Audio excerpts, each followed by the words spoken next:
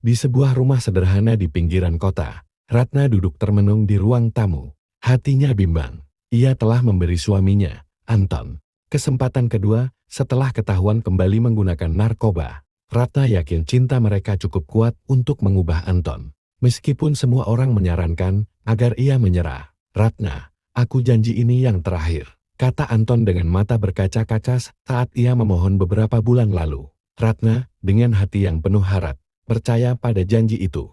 Namun, kenyataan berkata lain. Anton kembali ke kebiasaan lamanya. Pekerjaannya sebagai sopir truk mulai terganggu. Ia sering datang terlambat, bahkan terkadang tidak muncul sama sekali. Bosnya mulai kehilangan kesabaran, hingga suatu hari Anton dipecat. Maaf, Ton, aku nggak bisa lagi ngasih kamu kesempatan, kata bosnya dengan nada tegas. Anton pulang dengan wajah lesu.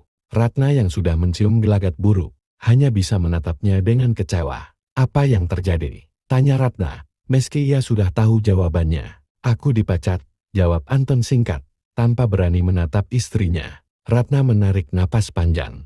Aku sudah bilang, Ton, kalau kamu nggak berubah, semua ini akan terjadi. Sekarang, bagaimana kita mau bayar hutang dan kebutuhan sehari-hari? Anton hanya diam. Malam itu, ia keluar rumah tanpa memberitahu Ratna. Ia berjalan tanpa arah. Pikirannya penuh rasa bersalah dan putus asa.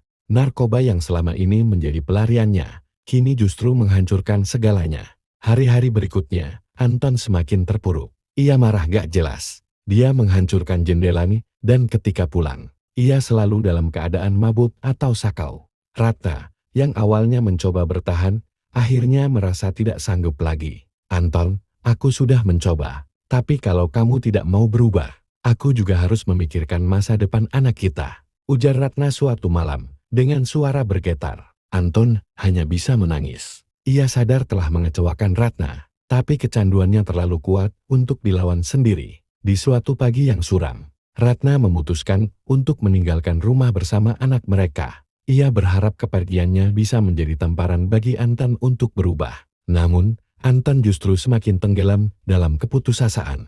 Di sebuah kamar sempit, Anton duduk sendirian. Foto keluarga kecilnya yang dulu bahagia tergenggam di tangannya. Ia menangis, menyadari bahwa semua ini adalah akibat dari pilihannya sendiri. Namun, saat itu juga, Anton merasa ada secercah harapan. Ia sadar bahwa hidupnya tidak akan berubah jika ia terus menyerah. Dengan sisa kekuatan yang ia miliki, Anton memutuskan untuk mencari bantuan.